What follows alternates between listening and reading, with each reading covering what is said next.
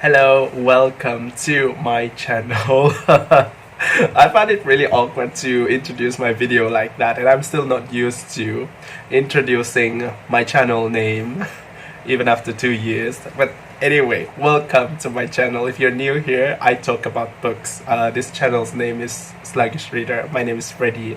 I think the orders are all weird.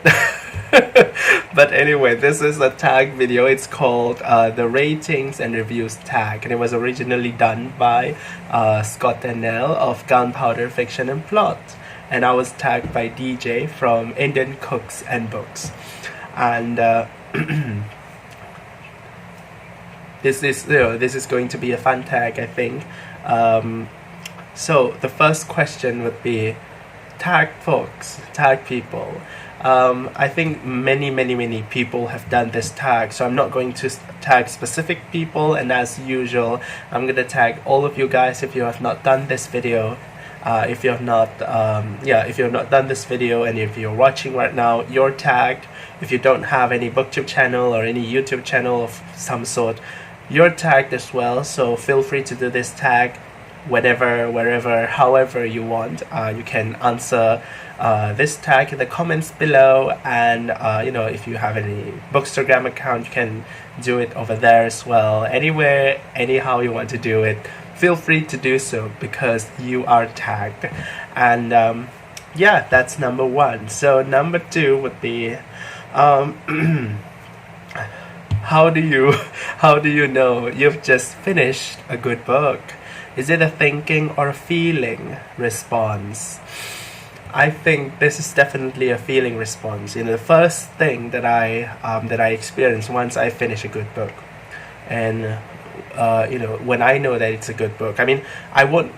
The moment I know it's a good book, it's not when I finish it. It's when I am reading the book. Then I already know that this book is going to be a good book. And when I finish it and I conclude that this book is indeed a good book because it has a good ending as well, it comes from that particular feeling, that feeling of as if you've just gone through this like a really nice journey, and you've returned from that journey, and something about that journey sort of makes you feel like you're missing something in that journey, and you feel like wanting to go back to that journey, but you can't because the book is finished. The story has ended. So usually it just comes from that kind of I would say a mild sense of longing, I suppose. Once you finish a book and you feel that way, then I would say, yeah, that's how I decide that book is indeed a good book.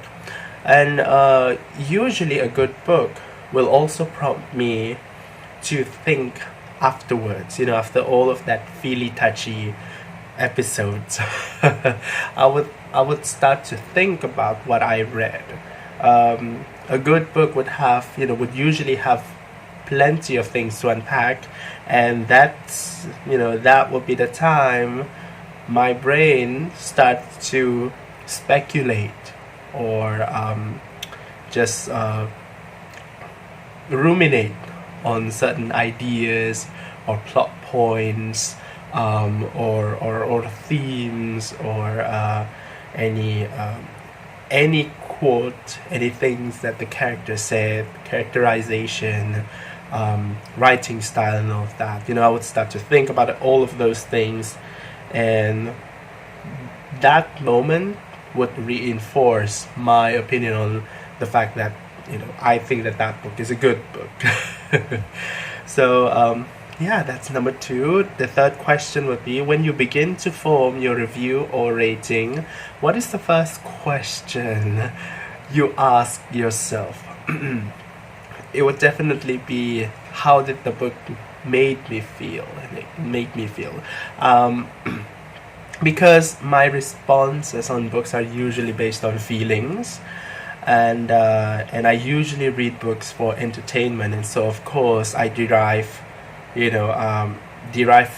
some kind of satisfaction or reward from that reading experience by feelings and emotions. So definitely a very, it's a vague question. It's a vague answer. Vague question. It's a vague question. How does the book make me feel? So and from there I would just sort of kind of write, say, usually on Goodreads I would write simple reviews. My longer reviews would be on Instagram, which is something that I've only done, started doing recently. But definitely it would revolve around that, and I would talk about what are the things that make me feel such and such. So yeah, feelings. Still about feelings. We're still talking about feelings. Number 4, do you do star ratings? Why or why not? I do use star ratings, and the reason is, usually just because I use Goodreads, and whenever I finish a book, I would just assign some star ratings on the books. And okay, if yes, sub questions. Explain your star rating system. What does a good book get in your rating system? My star rating system is very crude. 5-star means that the book just blew me away. But I remember in 2020 I was really generous with 5 stars. In hindsight, many of those books are just kind of 4 stars or even 3 stars. And that was after I've read like more 5-star reads, and I realized that those newer 5-star reads really deserve their 5-star ratings, whereas some of those older 5-star reads, they're not as good as the more recent 5-star reads that I read. But yeah, that's 5 stars. 4 stars would be a good book as well, but usually it's just, but there may be something about it that makes me feel like it didn't blow me away the way a 5-star book would. Yeah. 3 stars would be a book that is so-so. It is neither spectacular nor horrible. So yeah, usually for me 3 stars means that a book is kind of vanilla, and it doesn't really make me feel anything in particular. It doesn't make me it doesn't like elicit any kinds of like strong emotional responses from me. Like, if you compare it with 2 stars, for example, I would assign 2 stars if a book is something that I consider to be kind of on the bad side because of some reasons, but I still think that there are some redemptive qualities on those books, so I would put them at 2 stars. 1 star is a book that I think is just so bad, and I'm using the word bad right now, but I'm going to talk more about that later on. But 1 star is something that I would consider so bad. I just dislike so many parts of it. There may be even some problematic parts in that book as well. So yeah, something that I really don't enjoy, that would be 1 star. The next sub question would be, is your star rating consistent? Are all your 5-star books better than all your 4-star books? Well, that's the thing. I used to be I used to have a different standard, and now I'm a little stingier with my stars. I was so generous with my stars back then. So they're not consistent, and even as time passes, the same book would sort of feel differently for me as well. Sometimes I would see the book and think of it as a 3-star read. Sometimes I would think that the book is a 4-star read or a maybe not 5. I mean, that's too much. 4-star reads. Sometimes I would hear other people talking about that book in, especially when they talk about it in such a, analytical way, and they are able to sort of dissect the book in a very interesting way, and I would be affected by that as well, and I would think, okay, that makes sense. Wow, this book is actually really good. So the book would probably have like 4.5 stars for me. So no, it's not consistent. Number 5. Do you believe every book has its perfect reader? Does this contradict the idea that a book can be bad? I don't think that every book has its perfect reader. I guess because reading is an experience that is not set in stone. So I think that someone who reads a particular book, they may feel differently about the book in different times, in different situations, and but yeah, how do you really define a perfect reader? Like, is it a reader who is able to read a particular book and sort of appreciates it very well? Does that reader have to appreciate the book in the same way each time they approach the book? So yeah, there are some some spaces for interpretation over there. But I don't really think that every book has a perfect reader. And so going on to the next question in this number 5, does this contradict the idea that a book can be bad? I don't think so, because again, I think that reading experience can vary even with the same person and the same book. So a book can be bad. I mean, a book can always be bad, and different people will find different things bad about a book. So no, I don't think so. Experience is something that is always in a state of flux. That's what I consider it to be. In the intensity and the magnitude, I would say that they change a lot. Number 6. What book that you hated have you recommended? None. Because I never really thought of recommending any books that I hated. Now, I did talk about some books that I DNF'd on my channel. I would rant about those books, but still at the end of the video, or maybe in the comments, I would suggest that if people find those books interesting, they should try the book, and maybe they'll have different experience than I did.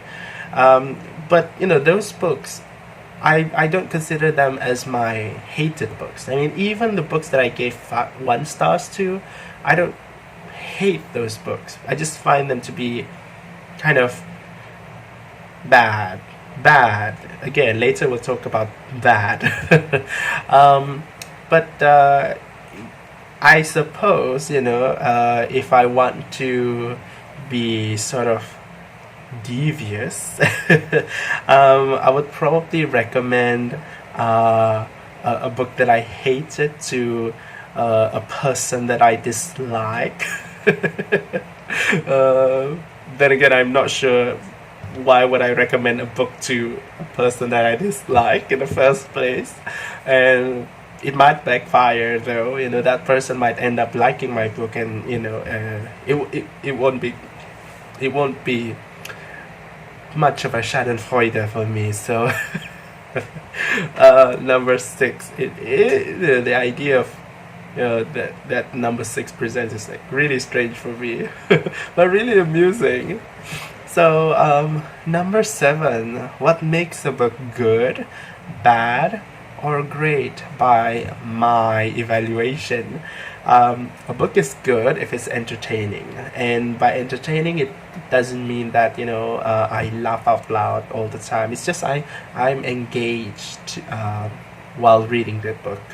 It could be about things that are sad or tragic or happy or whatever. As long as I'm engaged, it's good. So yeah, that's a really general response, but I think there are so many things that allow me to engage well with the book. And I'm gonna talk about one specific example for what makes a book great. But what makes a book bad? What makes a book bad? So I have a very specific way of defining an actual bad book. Bad as in I'm not even flippant about calling it bad because it's bad. And that is that would be books that actively promote ideas that harm or injure a particular group of people. So those kinds of book, I'll stay away from those books because those books just, they are bad. I won't even give them like 1 star. I won't even read them. I would DNF them, and I would probably rant about them. I wouldn't rent the book, but I would rant about them, and then I will not suggest people to try this book because that's a bad book, because it promotes hateful ideas that hurts people. I stay away from that. That's a bad book. And what's a great book?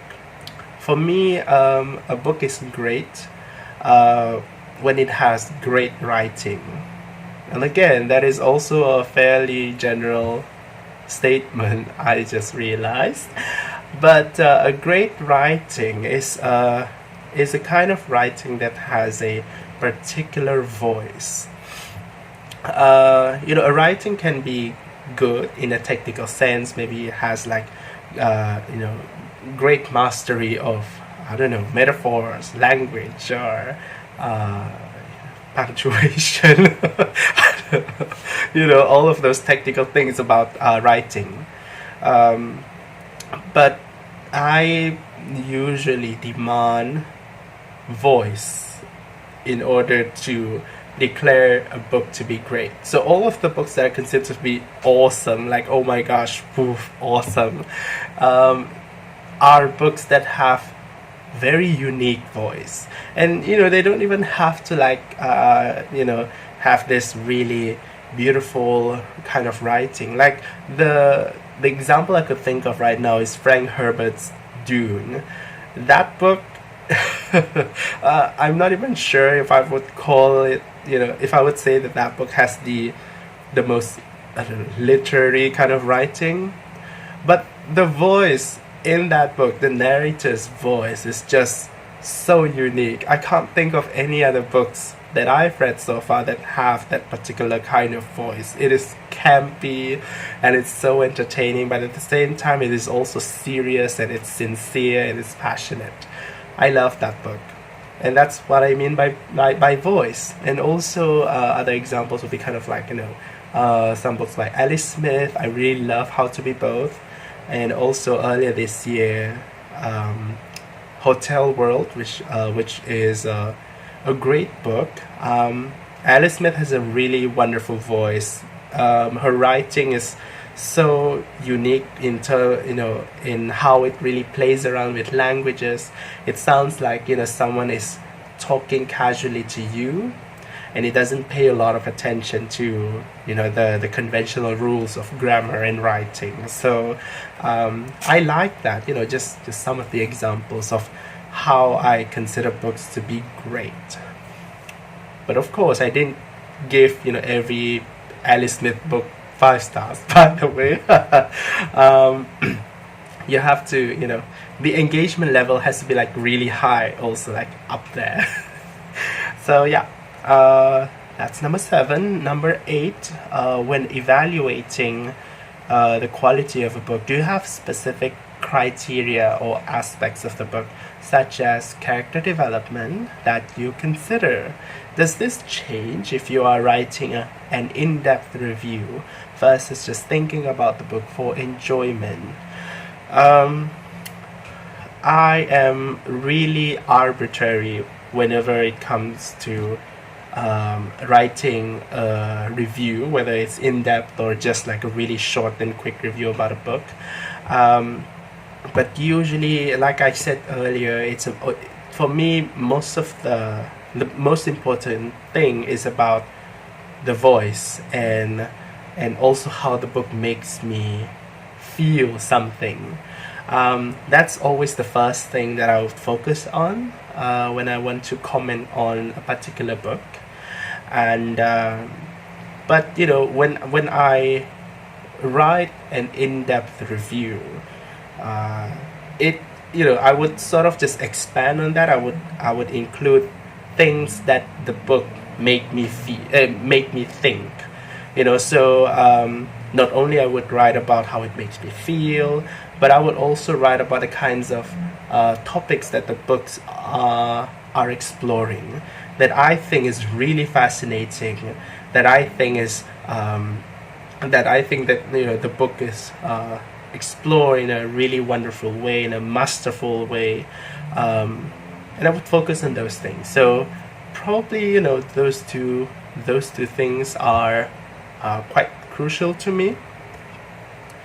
So number 9, do you consider star ratings or average ratings when choosing books to read or add to your TBR? I try not to, but sometimes I try to sort of challenge myself, because I still have that teeny tiny bit of prejudice in me. Whenever I see that the average rating of a book is lower than 3.5, I would be scared, especially if it's from a writer that I've not read before. I would be worried, to be honest. But sometimes I take risks, and sometimes the risks do not pay off. And so yeah. Sometimes I'm disappointed, but there are also other times I am rewarded. So yeah, it does affect my decision occasionally, but I try not to. I try to be impartial as possible. Keep an open mind. As open as possible, just in case that the next book that I read, which happens to have a 3.2 average rating, that book will probably be my one of my all-time favorites. I don't know. So number 10, who on BookTube does reliable and interesting reviews that you can use to decide if a book is for you or not? What makes their reviews so good? So I think for this question, I want to feature one particular really wonderful booktuber, and that would be Apocalypse Reading, and Sebastian from Apocalypse Reading, and they make really wonderful reviews and discussions on books that they read. What I really like is that, and I think I just sort of want to combine this with the next question, and that would be, does that booktuber use different language than you to evaluate and review the overall quality of a book? So I would say that the reviews on the channel Apocalypse Reading, they are kind of different from what I do in terms of the kind of language that is being used, because the language used tend to be quite technical, and but at the same time they also talk about the feelings that they get. So that's something that I consider myself to also use. I also talk about feelings, but I really like the technical side on how they dissect books. And what I find really interesting is that they sometimes would also talk about children's books, okay, and often they would inject like some adult themes into the analysis of those children's books, and I think that that's really fascinating. And listening to that discussion is usually quite refreshing, because sometimes I won't even like think of having those kinds of ideas. Now, I don't usually read children's books, but I would expect that when I read children's books or books for young people, middle grade or maybe even YA, I might not be able to do that. Maybe my analysis would stay at the lower level as well. I don't know. But I just find it really fascinating the way that I think there was this one time that they talked about this particular children's book and sort of related to Dostoevsky. So that was interesting. Can't remember which book that was, but I would highly suggest everyone to check out the channel Apocalypse Reading. It's so fun. So yeah. This one booktube that I would love to feature in these two questions. So those are all the questions for this tag, and I hope you enjoy this video. And I thought that this was going to be a short video, but then again it turns out to be like more than 20 minutes. So I'm gonna stop this video right now, and I'll see you again in a different one. So until then, take care. Thanks for watching. And I still have my flu voice. I'm recovering. So I'm gonna sleep, I guess, and I'll see you again. Bye bye.